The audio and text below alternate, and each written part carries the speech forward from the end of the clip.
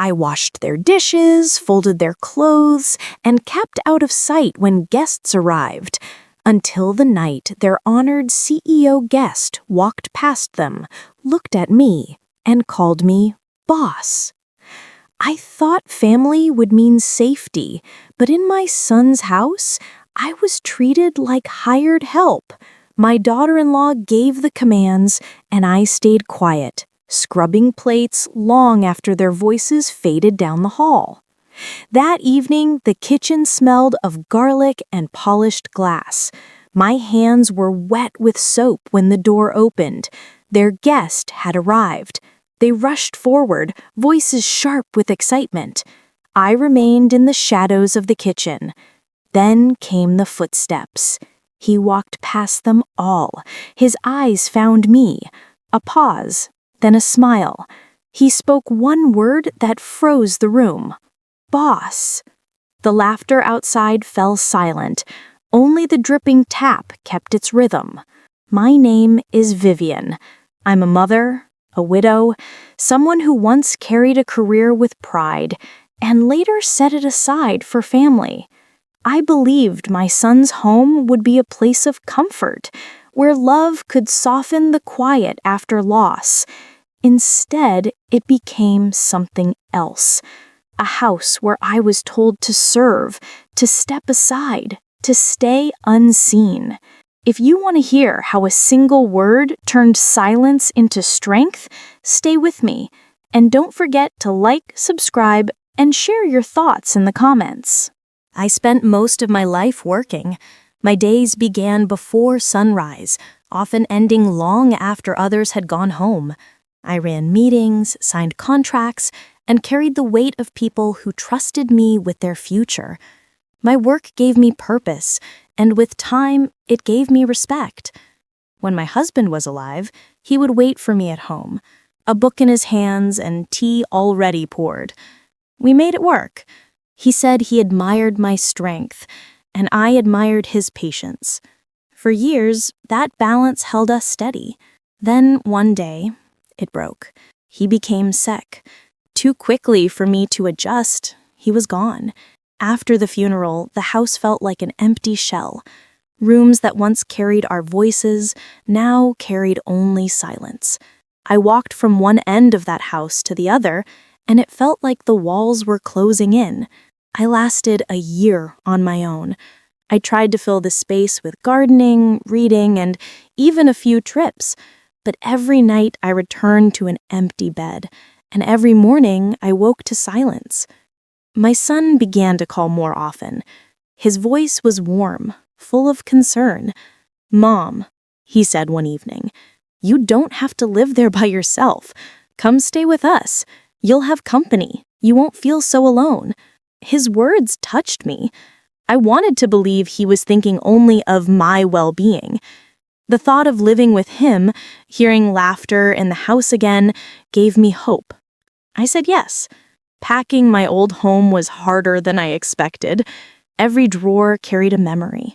Every box seemed too small for the life we had built. Still, I packed it all, convincing myself I was moving toward comfort, toward love. When I arrived at my son's house, my daughter-in-law greeted me with a smile. She said, "We're happy to have you here." Her tone was polite, even welcoming. That first night, we shared dinner at their table. My son lifted his glass and said, "Here's to new beginnings." I felt a warmth spread through me. For the first time in months, I believed I was no longer alone. The first weeks were gentle. I helped in the kitchen, set the table, folded laundry when I noticed it piling up. No one asked me to, but it felt natural. I thought I was showing my gratitude. My daughter-in-law thanked me once or twice, and I thought we were finding our rhythm. But soon, small changes appeared. At first, it was a casual request. "Could you start the rice while I get ready?" Or, "Would you mind folding the laundry?" Simple enough. I told myself it was normal, part of living together. Then the requests grew. The laundry became mine to do every day. The groceries were handed to me to unpack and arrange. If a guest was expected, I was asked to prepare the table and clean the living room. The words shifted too, from "could you" to "you should." I noticed my son rarely stepped in. He worked long hours, often coming home tired. When he saw me busy in the kitchen, he smiled faintly, as if proud that I was fitting into their home. That silence hurt more than any words. One evening, after I had scrubbed the counters and prepared dinner, my daughter-in-law glanced around the kitchen. "Could you make sure the bathroom is spotless too? We'll have visitors tomorrow." She spoke without looking at me, already focused on her phone. I nodded, my hands still wet from dishes. That night, I lay awake, staring at the ceiling of the small room they had given me. I told myself it was only temporary, that she didn't mean to be harsh, that soon things would balance again. But the balance never came. Each morning began with chores. Some were asked for, some simply expected. Groceries in the fridge seemed arranged for me to notice what was missing. The laundry basket was placed outside my door. The house relied on my hands, yet no one said thank you anymore. I started to see how different I was treated when others were around. When friends visited, my daughter-in-law was full of charm. She laughed at my son's jokes, served food with grace, and spoke kindly. But once the door closed, her tone sharpened. If I left a dish to dry on the rack, she pointed it out. If I forgot to fold a towel, she noticed. The hardest moments were when she asked me to keep out of sight. "It's better if you stay in your room while we have guests," she once said lightly. "The living room feels crowded." Her words stung, but I forced a smile. I told myself she was young, that she didn't understand. I missed the life I had before. Not the meetings or the deadlines, but the respect, the sense that my presence mattered. Here, I felt like a shadow, needed only for the work I could do, not for who I was. Still, I stayed. I told myself I was helping my son. I told myself this was family. Each day, I repeated the same quiet promise. It will get better. But as weeks turned into months, I realized the truth. I had left a home filled with silence, only to step into a house where my voice was no longer heard. The mornings always began the same way. I would rise early, careful not to disturb anyone, and step into the kitchen while the house was still wrapped in quiet. The counters often bore the signs of the night before: cups half filled, crumbs scattered, plates left waiting in the sink. I filled the kettle, set it on the stove, and started cleaning.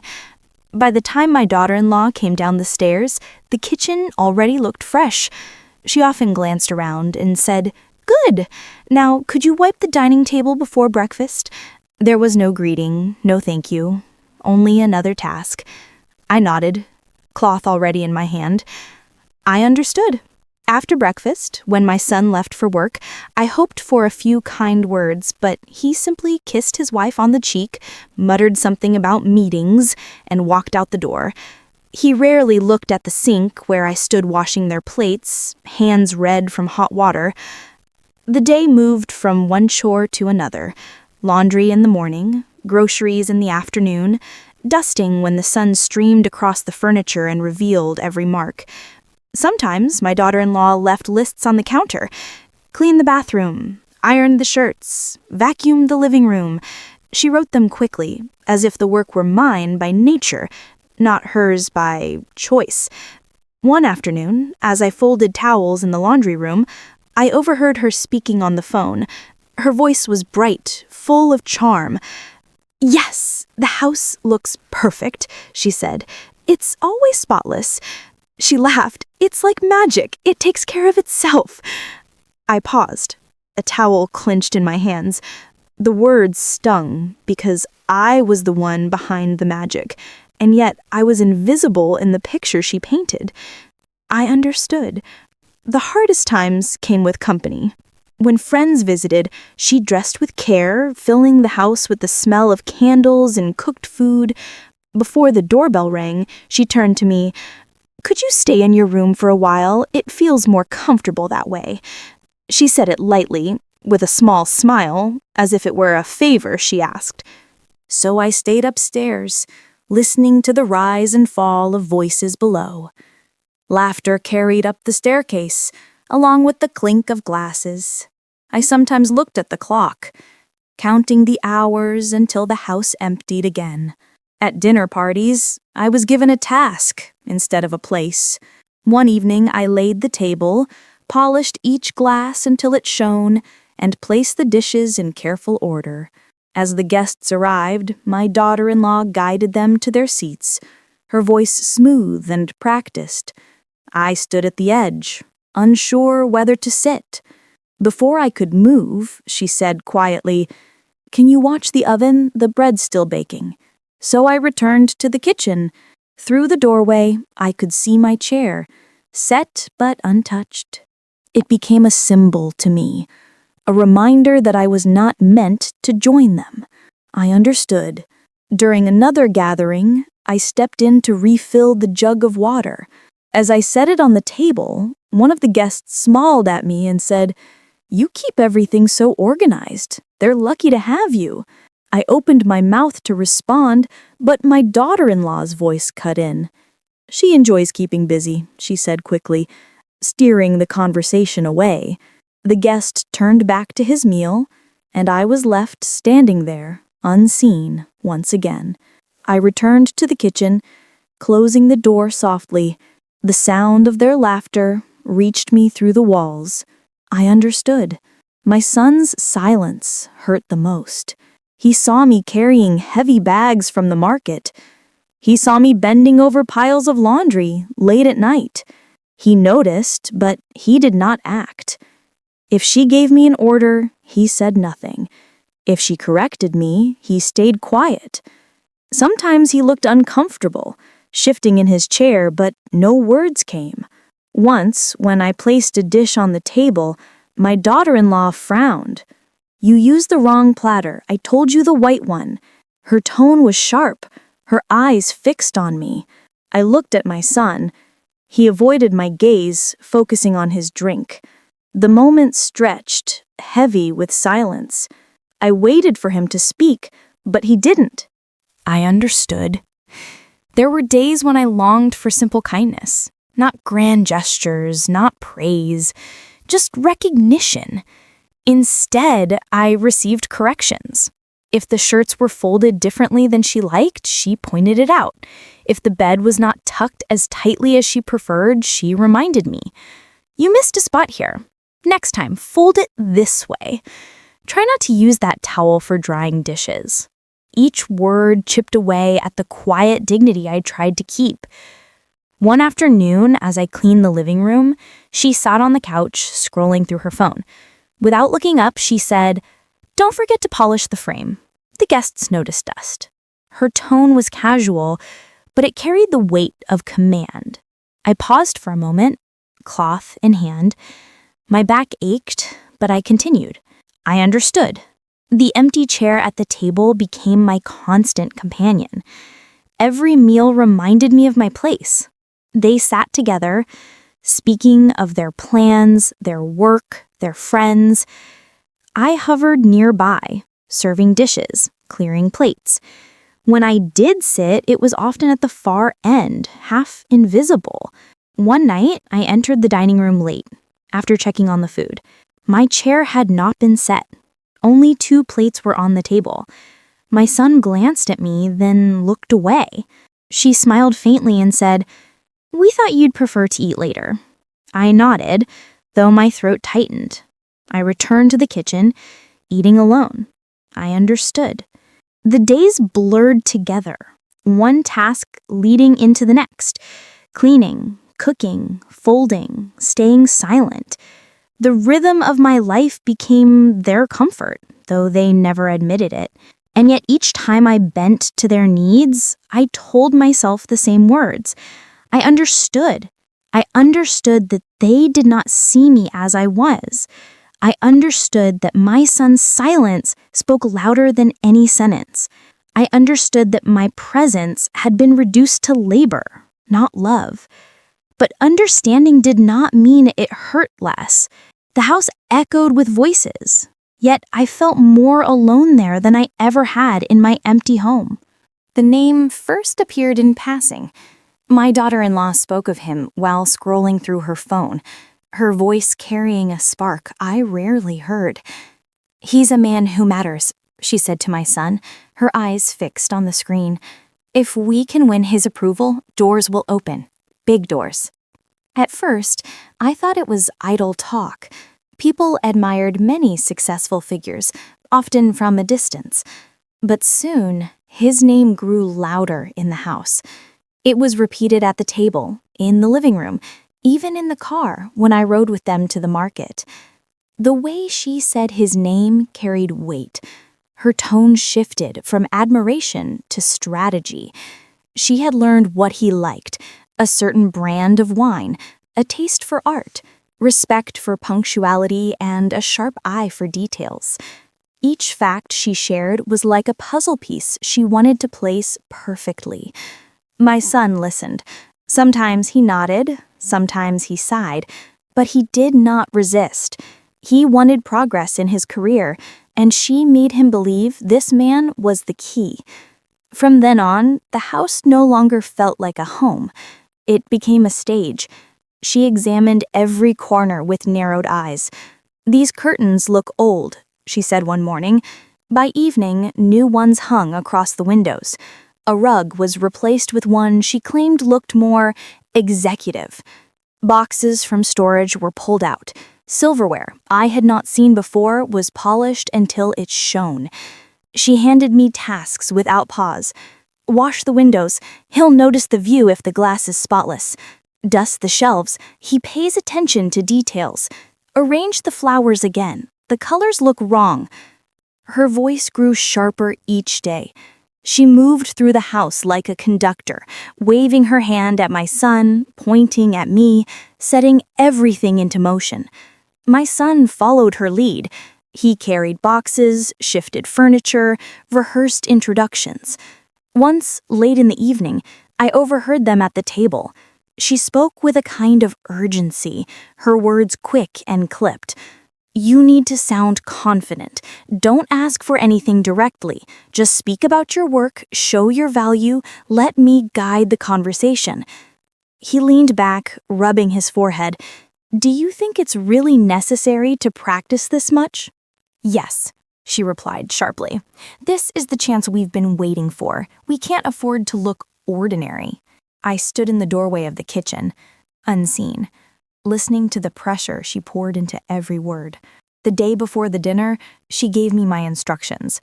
I was setting the table, placing the plates with the care I always did. She stepped into the dining room, arms folded, scanning the arrangement. "It looks fine," she said, her voice flat. Then she added, "But tomorrow, I'll handle this. You can stay in the kitchen. It's better if our guest doesn't get confused about who's hosting." Her words landed heavy, but her face was calm, almost polite. To her, it was practical. To me, it was a door shutting. I looked at my son, waiting for some protest, some sign of discomfort. He avoided my eyes, his lips pressed tight. He said nothing.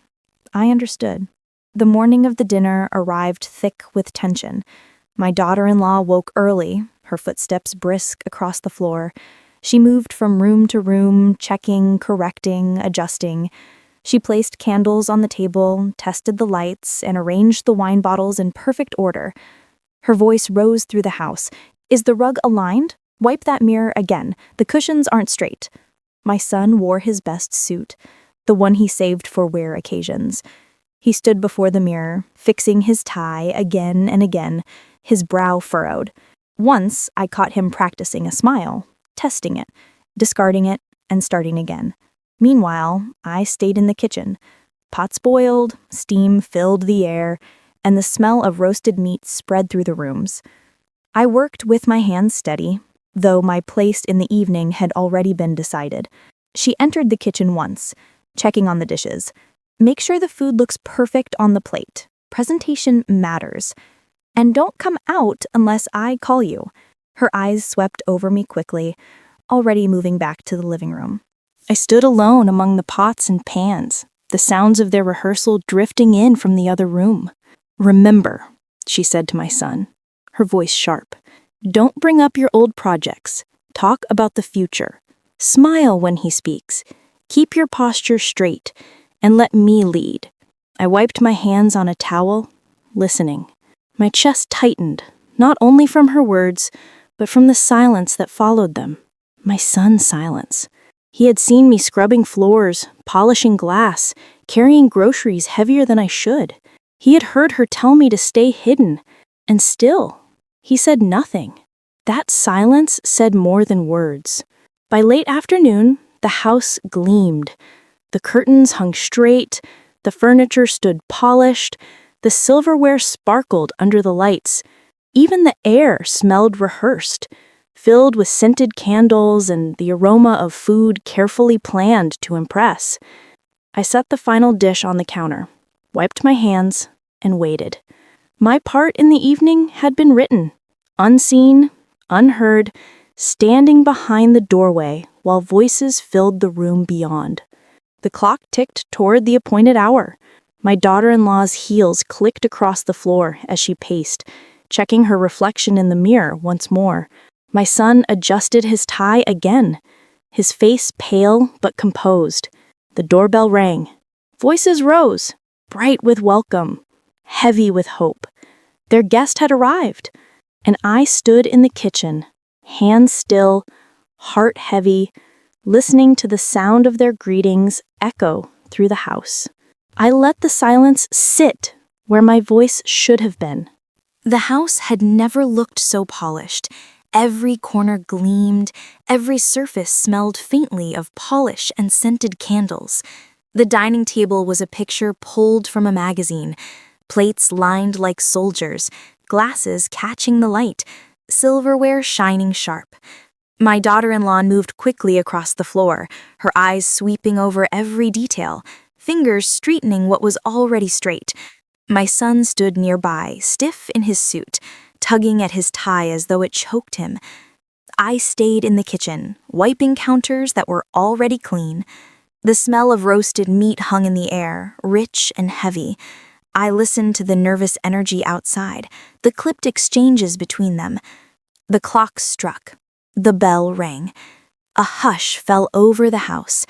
My daughter-in-law drew a breath, placed her smile carefully on her face, and opened the door. He entered. The man they had spoken of for weeks, the one whose name had filled the air like a spell. He stepped inside without haste, his stride steady, his presence filling the room in a way no furniture, no candle, no staged smile could.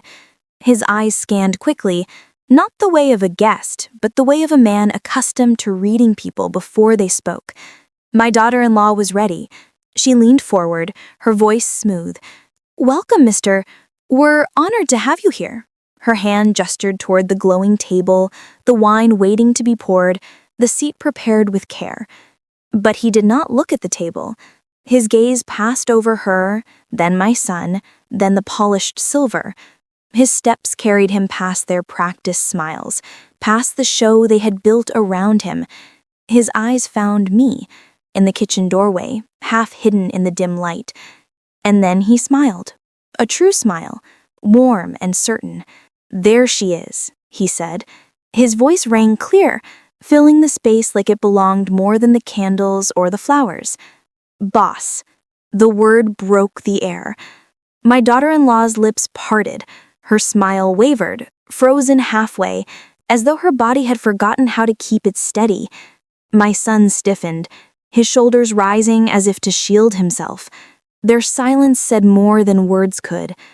The CEO walked past them, each step calm, unhurried. He reached me, his hand extended, his grip firm and respectful. "It has been too long," he said. His eyes did not glance away, did not dim. They carried recognition, memory, and something deeper, respect. I nodded, my hands trembling slightly, though I hid them by tightening my fingers. For years, I had been the quiet shadow in their house. Now the light had found me, without me moving an inch. He turned to the table. "May I?" he asked, though it was not a question.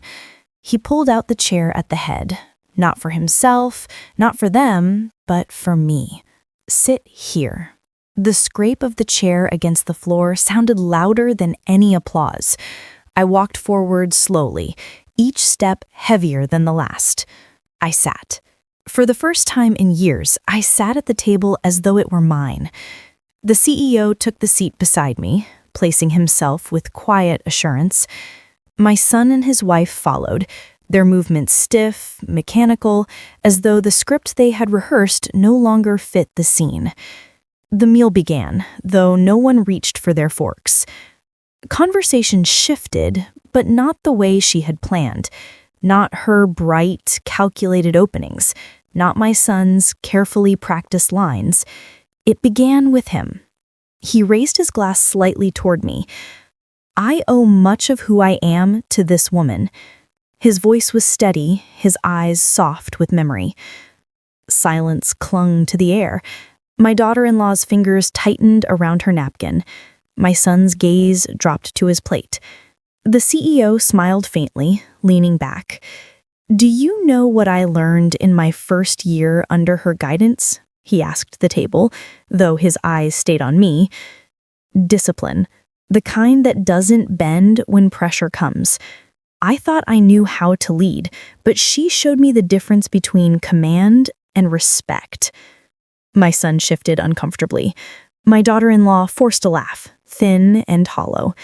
"That's impressive," she said, her tone unsteady. But the CEO did not notice her, or perhaps he chose not to. He told another story, one from years ago, when a failing branch of his company had been on the edge of collapse. "She walked into that office," he said, his voice alive with memory, "and within 6 months, the numbers turned around. She didn't just manage, she built.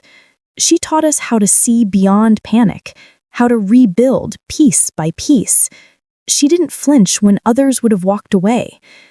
His words fell heavy, but not like weights, like stones building a foundation. With each story, he rebuilt what they had chipped away in me. I glanced across the table. My son's jaw was tight, his fork untouched. My daughter-in-law's smile had vanished, replaced by something brittle, her eyes darting between him and me, searching for a script that no longer existed. Another story came. He spoke of the long nights we had worked, of the sacrifices made, of the choices that had shaped entire companies. She taught me that leadership is not noise. It is not power taken by force. It is the quiet ability to steady others when storms rise. Each sentence peeled back the years of silence I had endured. Each memory he shared reminded me that I had not been a shadow. I had been a builder, a leader, a force they had chosen not to see. The food grew cold on their plates. No one noticed. At last, he raised his glass again. His eyes met mine, steady and clear. "To the woman who showed me what strength truly looks like," he said. "To the one who never needed a title to command respect." The glasses lifted slowly around the table. My son's hand shook. My daughter-in-law's lips pressed into a thin line. I lifted mine without hesitation. And in that moment, I was no longer the unseen figure in the kitchen, no longer the one left behind closed doors when guests arrived. I was myself again. Not their helper, not their shadow, not their maid, but the woman who had built, led, and endured. The night did not end when the CEO's car disappeared down the road. The door closed with a soft thud, leaving the three of us standing in the silence he had left behind. The candles still burned, their flames flickering over half-eaten plates. The table looked like a stage after the curtain had fallen, props still in place, but the performance over. My son shifted awkwardly, pulling at his tie. My daughter-in-law held a glass she had barely touched all evening. She clutched it tightly, as though the stem might break. For a long moment, no one spoke. The echo of the word boss still lingered in the air, a word they had not expected, a word they had never imagined could belong to me. Finally, she forced a laugh, brittle and thin. "You should have told us," she said, her voice high-pitched, too quick. "All these years, we had no idea you were so accomplished." Her eyes darted to the floor as though searching for something solid. My son nodded, his voice softer, uncertain. "Yes, Mom. Why didn't you ever say anything?" I looked at them both. Their sudden respect had arrived not through their own eyes, not through years of living with me, but through the words of a guest who had spoken of the woman they had chosen not to see. I did not answer. I gathered the plates quietly, stacking them with steady hands. The sound of porcelain against porcelain filled the silence. They watched me, their eyes following each movement, perhaps waiting for an explanation, perhaps hoping for forgiveness. The next morning, the house felt different, not in its walls or its furniture, but in their tone. My daughter-in-law, who once handed me tasks like orders, now laced her words with softness. "Would you mind helping with the laundry, please?" she asked, the please hanging in the air as if unused to being spoken. My son lingered near the kitchen while I worked, his hands fidgeting, his voice awkward. "Do you want me to chop the vegetables?" he asked one evening, lifting a knife he barely knew how to hold. His attempt at help felt clumsy, but it was new. At the table, they began pulling out a chair for me. They poured an extra cup of tea without asking. My daughter-in-law complimented the food more often, her smile practiced but uncertain, as though she was learning a role she had never rehearsed. But gestures cannot erase memory. Their politeness arrived too late. Each please reminded me of the days when silence had been my only acknowledgement. Each chair pulled out reminded me of the empty one that had once waited for me, untouched. At night, lying in the small room they had given me, I thought of my husband. I remembered the evenings we had shared in our own house, the quiet routine of two people who built a life together. When he passed, I had stepped away from work, telling myself I needed rest. When my son asked me to move in, I believed I was moving toward warmth. Instead, I had become invisible. The CEO's words had broken that invisibility for one night, but respect given because another man revealed my past was not respect I could trust. One afternoon, as sunlight spilled across the dining room table, I sat with a cup of tea and watched the way the light touched the silverware. The same table that had once excluded me now held a place for me. Yet the jester felt hollow, like a stage pop returned after the performance had ended. I realized then that I did not want to sit at a table where my worth had to be revealed by someone else's stories. That evening, I began to pack. I folded clothes into the same boxes I had once opened with hope. My hands moved slowly, carefully, not rushed. Each piece of fabric carried memory, not of this house, but of the years before. Years of work, of building, of partnership with a man who had respected me without needing proof. My son found me as I closed the lid of the first box. "Mom?" His voice carried confusion, almost fear. "What are you doing?" "I'm leaving," I said softly. His mouth opened, then closed. "But why? Things will be different now. We'll treat you better. You don't have to—" I lifted a hand, stopping his words gently. "You had years to see me, years to hear me. I will not spend more years waiting for your respect to arrive." His eyes lowered, shame shadowing his face. He did not argue again. Later, my daughter-in-law approached me. Her steps were hesitant, her voice careful. "We didn't mean to. We just thought—" She stopped, struggling to shape her excuses into words. I folded another shirt, laying it flat in the box. "I know what you thought," I said quietly. She looked at me, her lips parting as if to speak again, but no words came. She turned and left the room, her footsteps fading down the hall. I continued packing through the night, the boxes filled, not with anger, but with resolve. Each folded piece was a step away from silence, a step toward independence. On the morning I left, the house was still. My son stood by the door, his eyes red, his hands clenching and unclenching. My daughter-in-law hovered behind him, her face pale, her smile absent.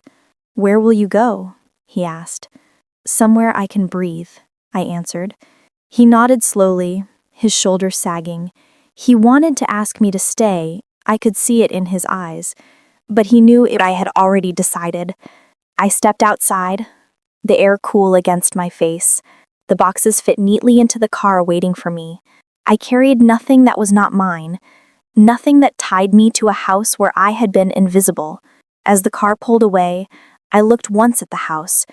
Its windows shone in the sunlight, but to me they looked empty. The road stretched ahead, open and quiet, and for the first time in years, I felt light. Not because I had been honored at a dinner, not because someone had spoken of my past, but because I had chosen my future. This time, the silence belonged to me. The cabin was not large, but it was enough. One bedroom, a kitchen that opened onto a small porch, windows that looked out across the lake. The wood smelled faintly of pine. The floor creaked under my steps, and every sound belonged to me. I carried the boxes in myself. No one hovered, no one barked orders, no one watched to judge if I moved too slowly. I set each box down where I wanted, unpacked only when I felt like it, and left the rest stacked in the corner. The first night, I lay in bed and listened to the water. It lapped gently against the shore, a rhythm steadier than any clock. The stillness pressed close, but it did not feel heavy. It felt honest. I was alone, but not abandoned. I was here because I had chosen it. Morning came with birdsong. I woke without an alarm, without someone calling for me, without the weight of another person's list of tasks waiting on the kitchen table. I brewed coffee slowly, letting the steam curl in the cool air, then stepped onto the porch. Mist rose off the lake in soft clouds. The world looked untouched, as if it had been waiting for me. I held the cup between my hands, breathed in the quiet, and thought, this is what freedom feels like. Days here had a rhythm of their own. I swept the porch when I wanted. I cooked simple meals, not because anyone demanded them, but because I enjoyed the scent of garlic and onions warming in the pan. I walked the trail along the water, listening to the crunch of leaves beneath my shoes. Sometimes I paused to watch the ripples spread across the lake when the wind touched it, each ring widening, fading, yet never lost. The cabin filled with my own choices. I hung a picture of my husband on the wall by the window. His smile looked out at the lake with me. Some evenings I spoke to him as if he were still sitting beside me. I told him about the herons I had seen, the way the light struck the water, the taste of fresh tea on a cool morning. The memory of him no longer weighed me down. It steadied me. From time to time, I met neighbors on the trail, an older couple who had retired here years ago, a young woman who came to paint the lake at sunrise. They greeted me with warmth, but without demand. They never asked me to serve them, never tried to press me into silence. Their words were light, carried by the same wind that stirred the trees. I spent afternoons reading by the window, the sun falling across the page. Some books were old, pulled from boxes I had not opened in years. Others I bought from the small shop in town. I read slowly, savoring each word, unhurried for the first time in decades. At night, I cooked what I liked. soups that simmered for hours, bread baked in small pans, vegetables roasted until sweet. I sat at the table alone, but the chair across from me no longer felt empty. It felt peaceful. The silence was not neglect. It was mine. There were moments when memory crept in. I thought of the house I had left, the polished table, the sharp voices disguised as kindness. I thought of my son, his eyes lowered in shame, and of the woman who had tried to rule her house with appearances. Those memories no longer burned. They passed through me like shadows, fading as quickly as they came. Because here, in this place, I remembered the truth. My value had never depended on them. Betrayal does not always arrive in storms. Sometimes it comes in silence, in the way you are unseen by those closest to you. Neglect cuts deeper than anger because it denies your very existence. I had lived through that denial, carried it like a cloak. But resilience is not staying in that silence, waiting for it to change. Resilience is choosing to leave, to reclaim your own voice, your own life, even if it means walking away from those you once trusted. I tended small flowers by the porch, planting them in clay pots I bought from the market. Each morning I watered them, watching their petals open to the sun. It reminded me that growth does not stop just because the world around you forgets to notice. One evening, as the sun lowered and painted the water and gold, I carried a cup of tea to the porch and sat in the fading light. The lake reflected the sky, turning fire into glass. The word the CEO had spoken returned to me, boss. He had said it with ease, without hesitation, as though it had always belonged to me. At first, it had stunned me, pierced through the years of silence I had endured. But here, in this quiet, I understood it more deeply. Boss was not just recognition. It was not about power or titles or the work I had once done. It was a reminder that through the years of being treated as less, through the empty chair at the table, through the quiet acceptance of commands, I had never lost who I was. The truth had always been there, waiting like the lake at dawn, hidden only by mist until the sun rose to reveal it. I sipped my tea, breathed the cool evening air, and let the peace settle over me. Boss wasn't just a word. It was me, all along. Family without respect is only a house, not a home. Walking away is not weakness. It is strength, the choice to protect your dignity and your peace. As the sun sets over the water, I know this truth. The end of one chapter is only the beginning of another. Thank you for sharing this journey with me. If this story moved you, please like the video, subscribe for more, and share your thoughts in the comments below. Your voice matters here.